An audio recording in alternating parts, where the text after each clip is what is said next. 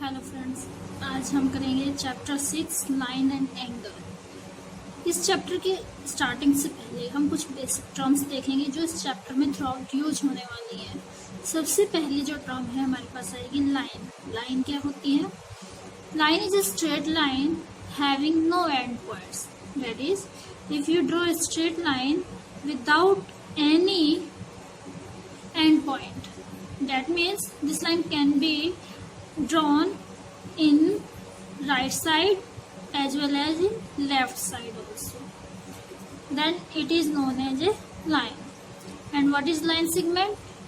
If this line has two end points, that means इस line को हम यहाँ से भी एक डॉट से रिप्रेजेंट कर दे और यहाँ से भी, और इस लाइन का जो ये पार्ट है इस डॉट से लेकर इस डॉट तक का, ये आपका एक लाइन सेगमेंट है। इस लाइन सेगमेंट के लिए ये एक प्रॉपर्टी रहती है कि ये जो लेंथ है ये फिक्स लेंथ है, ना इसको हम लेफ्ट में इंक्रीज कर सकते हैं ना राइट में इंक्रीज कर सकते हैं। That means line having two end points is known as line segment. And what is a ray? A ray is also a part of line having one end point. That means if you draw a line and you fix a point on one side and other side remain non-fixed, then it is known as a ray. That means इस point से हम इधर की तरफ तो इस line को increase नहीं कर पाएंगे क्योंकि ये फिक्स हो गया है, बट राइट साइड में हम इसको जितना चाहें इसको इंक्रीज कर सकते हैं। Then it is known as ray. इनको रिप्रेजेंट करने का एक तरीका और होता है, जैसे मान लीजिए हमें एक लाइन ए बी को रिप्रेजेंट करना है। अगर ए बी लाइन को रिप्रेजेंट करना है तो हम इसको इस तरीके से लिख सकते हैं, ए बी लाइन के ऊपर दोनों तरफ इस तरीके से एरो। लाइन सेगमेंट को रिप्रेजेंट करना है तो लाइन सेगमेंट के लिए हम छोटा सा ऐसा लाइन लगा देंगे, इसका मतलब है ये फिक्स लेंथ है। और रे के लिए हम एक तरफ से फिक्स करते हुए दूसरी तरफ एरो लगा करके इस तरीके से हम ए बी रे को रिप्रेजेंट कर देंगे। नेक्स्ट हमारे पास जो आता है वो है कोलिनियर पॉइंट्स। अगर हमारे पास एक लाइन है, उस लाइन के ऊपर बहुत सारे पॉइंट है हमारे पास, मिनिमम 3 पॉइंट्स हम यहाँ पे कंसीडर करते हैं और मैक्सिमम आप जितने चाहे कंसीडर कर सकते हैं। और ये तीनों ही पॉइंट हम देख पा रहे हैं इस लाइन के ऊपर है, point A B and C. Then these points are known as collinear points. और अगर इस तरीके से हम ड्रॉ करते हुए कहें कि एक लाइन के ऊपर पॉइंट्स हैं बट एक पॉइंट कहीं बाहर है, A B C 3 point line के ऊपर है, 4 पॉइंट कहीं बाहर है, तो इन चारों पॉइंट को कंसीडर करते हुए हम कह सकते हैं कि ये चारों पॉइंट क्या है, नॉन कोलिनियर है, बट ये 3 पॉइंट्स क्या है, कोलिनियर है। तो हम यहाँ पे ये कहेंगे कि अगर हम 3 पॉइंट की बात करें तो 3 या 3 से ज्यादा पॉइंट अगर सेम लाइन पर नहीं है तो हम वो कहेंगे non collinear points. Then comes angle. What is an angle? When two rays originate from the same end point. देखिए ये एक रे है और ये दूसरी रे है, इन दोनों रेज का एंड पॉइंट क्या है, सेम है। जब दो रेज सेम एंड पॉइंट से ओरिजिनेट होती हैं, निकलती हैं, तो एक एंगल का फॉर्मेशन करती है। रे ए बी एंड रे ए सी, ये रेज आपकी इस एंगल का फॉर्मेशन कर रहे हैं। अब यहाँ पर जो ये रेज है, इन रेज को हम एंगल की आर्म्स कहते हैं, आर्म्स। एंड जो ये कॉमन एंड पॉइंट है इसको हम एंगल का वर्टेक्स कहते हैं। क्या कहते हैं? वर्टेक्स। तो these rays are known as arms of angle and end points is known as vertex of angles. Now we will discuss about different type of angles. First of all come acute angle. जब हम angle draw करेंगे और देखेंगे कि एक रे हमारी ऐसे है और दूसरी रे इस तरीके से है, और जो ये एंगल बन रहा है आपका एक्स एंगल, इसकी मेजरमेंट 0 डिग्री से ज्यादा और 90 डिग्री से कम है, तो ये एंगल आपका एक्यूट एंगल कहलाएगा। 90 से कम कितना भी हो सकता है, वो 89.9 डिग्री भी हो सकता है, तब भी वो आपका एक्यूट एंगल है। और 0 डिग्री से ग्रेटर में 0.5 डिग्री भी हो सकता है, तब भी वो आपका क्या है, एक्यूट एंगल है। Then comes right angle. अगर हम यहाँ पे एंगल ड्रॉ करते हुए एक रे इस तरीके से लें और दूसरी रे इसके ऊपर जस्ट परपेंडिकुलर डायरेक्शन में लें और ये हमारा क्या फॉर्म करे, एक एंगल फॉर्म करे और ये एंगल का मेजरमेंट एग्जैक्ट 90 डिग्री आता है, तो ये एंगल आपका राइट एंगल बन जाता है। Then comes obtuse angle. If a ray having common endpoint with another ray form an angle whose measurement is less than 180 degree and greater than 90 degree, then it is known as obtuse angle. For example, angle 120 degree. ये just मैंने example के लिए बताया आपको कि 120 degree का angle जो form हो रहा है वो क्या है, आपका ऑब्ट्यूज एंगल, जिसका मेजरमेंट 90 से ज़्यादा हो और 180 से कम हो। 91 और 179 तक के जितने भी एंगल बनेंगे आपके, वो सारे किसकी कैटेगरी में आएंगे, ऑब्ट्यूज एंगल की कैटेगरी में आएंगे। Then come straight angle. If two rays form a line, then angle formed will be 180 degree and this angle is also known as straight angle. Reflex angle में जब आपका एक रे दूसरी रे के साथ इस तरीके से होगा कि एंगल का मेजरमेंट 180 डिग्री से ज़्यादा हो जाए और 360 से कम हो, तो आपका एंगल जो बनेगा ये रिफ्लेक्स एंगल बन जाएगा। Angle x is reflex angle. 181 degree से लेकर के आप कह सकते हो 359 डिग्री, ये एक रफ मेजरमेंट है। यहाँ पे 180.1 भी आप कंसीडर कर सकते हो। ये इस मेजरमेंट के बीच के जो एंगल होंगे आपके, वो सारे एंगल क्या होंगे, रिफ्लेक्स एंगल होंगे। यानी कि 180 डिग्री से ज़्यादा का, चाहे वो 0.1 डिग्री ही क्यों ना हो, और 360 से कम डिग्री का जो एंगल होगा वो किसके अंडर आएगा, रिफ्लेक्स एंगल के अंदर आएगा। Then comes complementary angle. If you have a pair of two angles,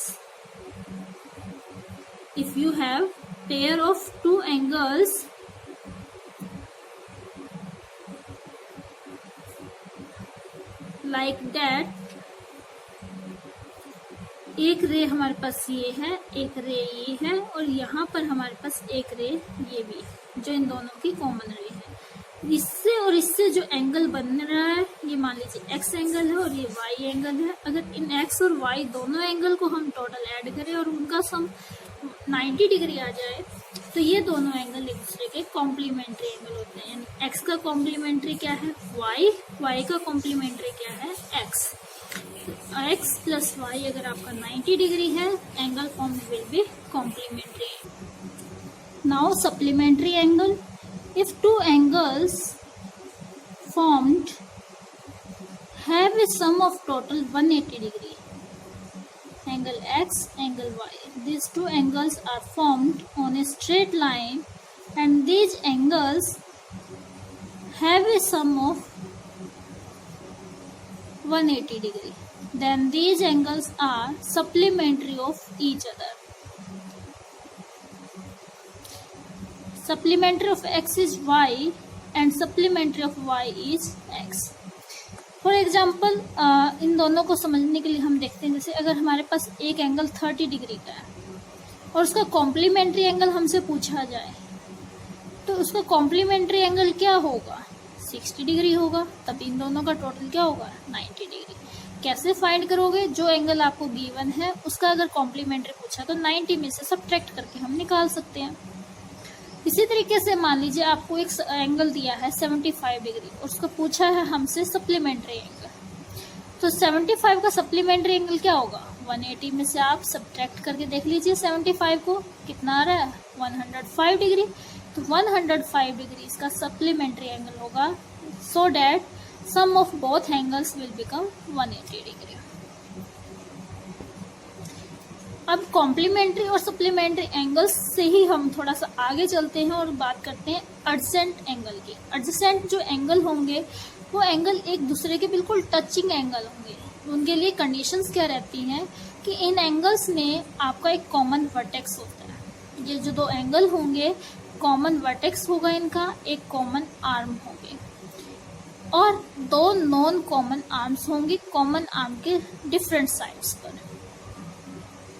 क्या कहा कि आपके जो एडजेसेंट एंगल होंगे उनमें कॉमन वर्टेक्स होगा, एक कॉमन आर्म होगी, common vertex B, common arm B D, and non common arms होंगे दोनों ही कॉमन आर्म्स के डिफरेंट साइड्स पर होंगे, ए बी और बी सी दो नॉन कॉमन आर्म्स है और ये इसके एक लेफ्ट साइड पर है, एक राइट साइड पर है।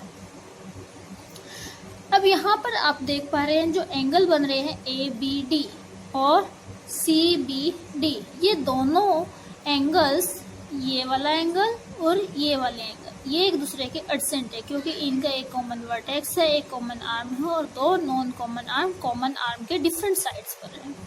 बट यहाँ पर एक एंगल आपका, यहाँ पर जो आप कॉन्ट्राडिक्शन से समझ रहे हो वो चीज़ क्या है कि ए बी सी, एक एंगल ये भी बन रहा है आपका और एक एंगल बन रहा है ए बी डी, या आप ये वाला ले लीजिए या ये वाला, कोई एक इनमें से ले लीजिए और एक ये एंगल ले लीजिए ए बी सी। तो ए बी सी के साथ मैं ले रही हूँ ए बी डी, ये वाला।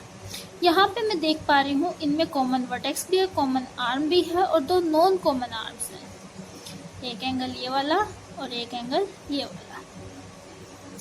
इसमें कॉमन वर्टेक्स भी है, कॉमन आर्म भी है और ये दो नॉन कॉमन आर्म्स होंगे। ये दोनों non common arms same side पर है, इसलिए ये angles, angle A B C और A B D non adjacent angles हैं, ये एडजेसेंट एंगल्स नहीं है क्योंकि इनकी non common arms same side पर आ रही है। तो यहाँ पर इस चीज़ को समझना बहुत इंपॉर्टेंट है कि आपके एडजेसेंट एंगल्स में दोनों नॉन कॉमन आर्म्स के डिफरेंट साइड्स पर होनी चाहिए। और एक चीज़ जो यहाँ पर नोट करने वाली है वो ये है कि जो आपका दो एडजेसेंट एंगल बन रहा है, दोनों एडजेसेंट एंगल का जो टोटल सम होगा वो नॉन कॉमन आर्म से बने हुए एंगल्स के टोटल के इक्वल होगा, यानी angle A B C will be equal to angle A B D plus angle C B D या डी बी सी, आप जो भी लिखना चाहें।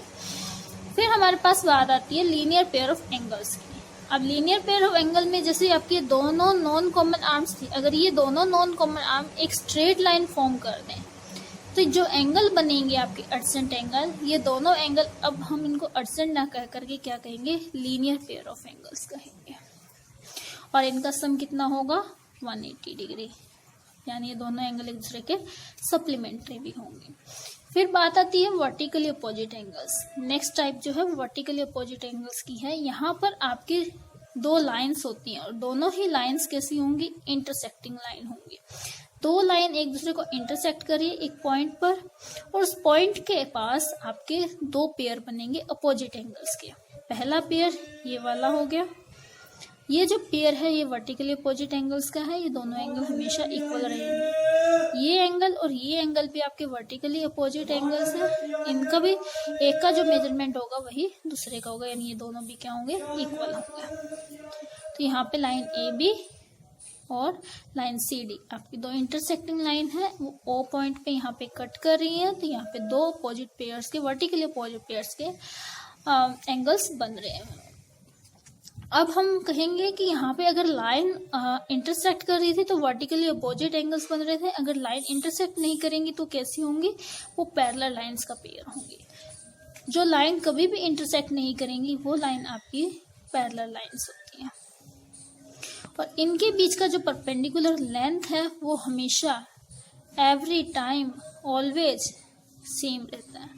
परपेंडिकुलर लेंथ का डिस्टेंस क्या रहेगा, सेम रहेगा। कहीं से भी आप मेजरमेंट करोगे परपेंडिकुलर लेंथ और distance of perpendicular length will be same. I hope so आपको ये डिफरेंट टाइप ऑफ एंगल्स बहुत क्लियरली समझ में आए होंगे।